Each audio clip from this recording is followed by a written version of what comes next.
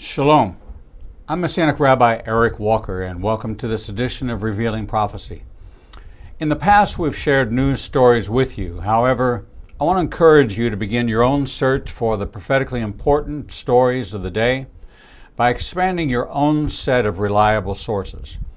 Many of our featured guests, such as Carl Gallups, Rabbi Zev Porat, Dr. Michael Heiser, Dr. Michael Lake, Dr. Jeffrey Johnson, and Joe Newby, and more, all have a wealth of resources available to you for you to research. Read the Middle East news feeds and find trusted journalists who have their finger on the pulse of the prophetic as it unfolds around the world. We encourage you to visit ignitinganation.com for a full roster of live daily interviews and check out the Biblical Truth Library containing 1,000 hours of rich Bible teachings. Download our new apps and subscribe to the Igniting Nation YouTube channel, Apple TV channel, Roku, Android TV, and Amazon Fire channels to watch our great lineup of guest interviews. And now for today's monologue. When you interview as many authors, bloggers, columnists, and newsmakers as we do, you see the volume of books across my desk that we do. You can't even get a sense of what people are thinking. I must admit I have been shocked and awed at the number of Christians who are so divided that one camp refers to Donald Trump as a Cyrus and the other camp claims he is the Antichrist. Back in 2018, Vox ran a story, a rather lengthy story, but I'll take some poetic license and share the piece that compares him to King Cyrus. Chris Mitchell writes, standing on a sunny street, reporter Chris Mitchell says, Christians are divided about what to do on Donald Trump. Some want to abandon him, he says. Others want to stand with him. But others, he says, are wondering, does Donald Trump have a biblical mandate to become president? Mitchell runs swiftly through the first two options, citing both the condemnation of Trump and an endorsement by Focus on the Family's James Dobson. But it's the third option, that God himself has chosen Trump to be president that Mitchell focuses on. Evangelical thinker Lance Wallnau then gives Mitchell his take. Trump is a modern-day Cyrus, an ancient Persian king chosen by God to navigate in chaos. Mitchell notes that some evangelicals disagree, but does not name or cite them. Instead, he cites the growing threat of China, Russia, and Iran before Lance Wallnau concludes. America is going to have a challenge either way. With Trump, I believe we have a Cyrus to navigate through the storm. The comparison comes up frequently in the evangelical world. Many evangelical speakers and media outlets compare Trump to Cyrus, a historical Persian king who in the 6th century BC conquered Babylon and ended the Babylonian captivity, a period during which Israelites had been forcibly resettled in exile. This allowed Jews to return to the area now known as Israel and build a temple in Jerusalem. Cyrus is referenced most prominently in the Old Testament book of Isaiah, in which he appears as a figure of deliverance. That comparison has become more and more explicit in the wake of Donald Trump's presidency. Last week, an Israeli organization, the Mikdash Educational Center, minted a commemorative temple coin depicting Trump and Cyrus side by side in honor of Trump's decision to move the American embassy in Israel to Jerusalem. It was among the most brazen public links between Trump and Cyrus, one that takes the years of subtext running through outlets like Christian Broadcasting Network and, quite literally, sealed the comparison.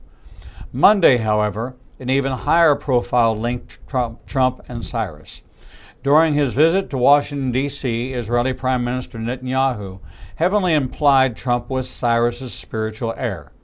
Thanking Trump for moving the American embassy to Jerusalem, Netanyahu said, "We remember the proclamation of the great King Cyrus the Great, Persian king. 2,500 years ago, he proclaimed that the Jewish exiles in Babylon can come back and rebuild our temple in Jerusalem. And we remember how a few weeks ago, President Donald Trump recognized Jerusalem as Israel's capital. Mr. President, This will be remembered by our people throughout the ages. While Cyrus is not Jewish and does not worship the God of Israel, he is nevertheless portrayed in Isaiah as an instrument of God, an unwitting conduit through which God affects his divine plan for history. Cyrus is therefore the archetype of the unlikely vessel, someone God has chosen for an important historical purpose, despite not looking like or having the religious character of an obvious man of God. For believers who subscribe to this account, Cyrus is a perfect historical antecedent to explain Trump's presidency, a non-believer who nevertheless served as a vessel for divine interest. For these leaders, the biblical account of Cyrus allows them to develop a vessel theology around Donald Trump, one that allows them to reconcile his personal history of womanizing and alleged sexual assault with what they see as his divinely ordained purpose to restore a Christian America. I think in some ways this is a kind of baptism of Donald Trump, says John Fee, a professor of evangelical history at Messiah College in Harrisburg, Pennsylvania. It's the theopolitical version of money laundering, taking scripture to clean up your candidate. This framing allows for the creation of Trump as a viable evangelical candidate, regardless of his personal beliefs or actions. It allows evangelical leaders, and to a lesser extent ordinary evangelicals, to provide a compelling narrative for their support for him that transcends the mere pragmatic fact that he is a Republican. Instead of having to justify their views of Trump's controversial past, including reports of sexual misconduct and adultery, the evangelical establishment can say Trump's presidency was arranged by God and thus legitimize their support for him, a support that has begun to divide ordinary evangelicals and create a kind of schism. Fast forward to the brokering of a peace agreement between the United Arab Emirates and Israel and the possibility of normalized relations with Israel and Sudan, and you now have a vocal group claiming Trump is the Antichrist foretold in Daniel and in the book of Revelation. All because of Trump's art of the deal approach to foreign policy. He's now being demonized as either the Antichrist or those less secure in their accusation, he's referred to as an Antichrist. These claims and labels are not coming from the liberal left. They're originating in church leadership and left-leaning Christians who support abortion and the repeal of Second Amendment rights. So let's clear the air. Donald Trump is not the Antichrist, regardless of how many deals he brokers in the Middle East. Do his brash statements and tweets indicate a strong ego, expressing an incredibly high self-esteem? There is no question. But he is the president of the most powerful nation in the world.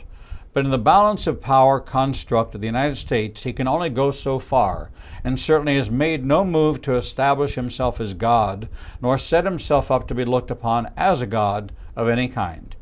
In reality, who wants a president who does not have a boldness to take stands on issues that are controversial? But his stand on Israel, pro-life, and Second Amendment rights has been unwavering since his campaign to his last 3.5 years in office. If in fact he just recently, while in office, became a born-again believer, we should expect a lack of maturity in the Lord, and to that end he has surrounded himself with strong Christian leaders to help him walk out his new faith. What we need to be focused on is the move towards peace in the Middle East. As we look at the prerequisites for the Ezekiel 38-39 Gog-Magog alliances and the preconditions that must be in place for this major event that will usher in the return of Messiah, of great importance is that Israel must be at peace with their neighbors. Prophetically, the normalization of relations with the United Arab Emirates, Saudi Arabia, and even discussions about talks with Sudan set in motion a paradoxical prophetic landscape. If Sudan is a confederate with Iran and Russia in the Gog-Magog alliance, then the restoration of relations between Israel and the Sudanese moves the timeline out further than many project. Jesus told us that there were antichrists already here, but the current shifting landscape in the Middle East would lead one to believe that the Antichrist, the son of perdition, may certainly be alive today, but is not at the helm of this covenant, with many being brokered today. That being said, we are on the cusp of a major prophetic move that will be precipitated by the coming election. If the Trump administration remains in place, there is the potential for escalation with Iran and Russia. The escalation can come either in the form of conflict or a path to reconciliation. That's a big question mark.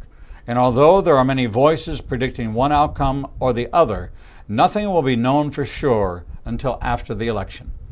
What we do know for sure is that if the Trump administration is not reelected and the Marxist agenda of the left takes the White House and the House of Representatives and Senate, that the America we know today will never exist again. Their platform has already embraced normalization of relationships with Iran and the advancement of a two-state solution in Israel. A Biden White House would have catastrophic impact, not just because of their socialistic approach to taxes, health care, abortion, and First and Second Amendment rights, but of the highest importance to God, made crystal clear, is America's support of Israel. In every presidential election that I have commented on in the pulpit or in media, I have made it abundantly clear that the Genesis 12:3 blessings of God are conditional upon our blessing Israel. A two-state solution defies God's declaration that never again will his land be divided. In my opinion, this election is a referendum about God and America. At the forefront of God's laws are the prohibition against murder, and abortion is the premeditated taking of a life. That meets God's definition of murder. The division of Israel and the creation of a Palestinian state is in defiance to God's declared plans for the sovereignty of the land of Israel, whose very borders are defined in Genesis 15. These are not political platform issues. These are God issues.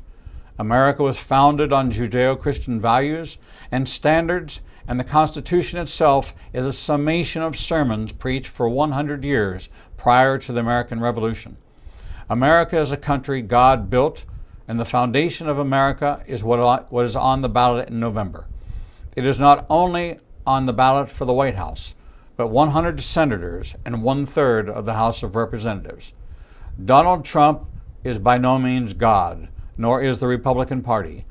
But there is an anti-God agenda which has been made clear by his opponents. We are not in control of prophecy. God is. The prophecies of the Bible will come to pass, but what we do as a nation will determine when judgment visits our shores. We are in one of the greatest seasons of testings the nation has ever faced in our short 244-year history. The civil unrest, the COVID pandemic, the rise in anti-Semitism, the magnified influence of the LGBTQ+ agenda, the millions of babies killed in the womb, have set the stage for a move of God's hand, either for or against this nation. Both God and America's future are on the ballot when you cast your vote on November 3rd. In my 68 years of life, I do not believe there has been a more historical moment in time than this coming election. For believers, I see this as a wheat and tares decision that can and will have eternal impact. Which will you be? And that, my friends, is this week's edition of Revealing Prophecy. This program, along with Revealing the Bible, are added to the Biblical Truth Library. Visit ignitinganation.com and check out the Biblical Truth Library and our guest lineup of daily broadcasts of Revealing the Truth. Follow us online through Facebook, Twitter, Instagram, and subscribe to our YouTube channel, where you can catch up on over 1,800 interviews and never miss out on any of our great guests. Your comments and questions are always welcome, and you can use the contact form found at ignitinganation.com. Don't forget our regular live broadcasts are Monday through Friday from 10 a.m. to 1 p.m. Central Time, and you can now watch a second channel on ignitinganation.com/live to watch a 24-hour-a-day, 7-day-a-week feed of some of our featured guests. Until we see you right back here for the next edition of Revealing the Truth, we thank you for watching and bless you with Shalom.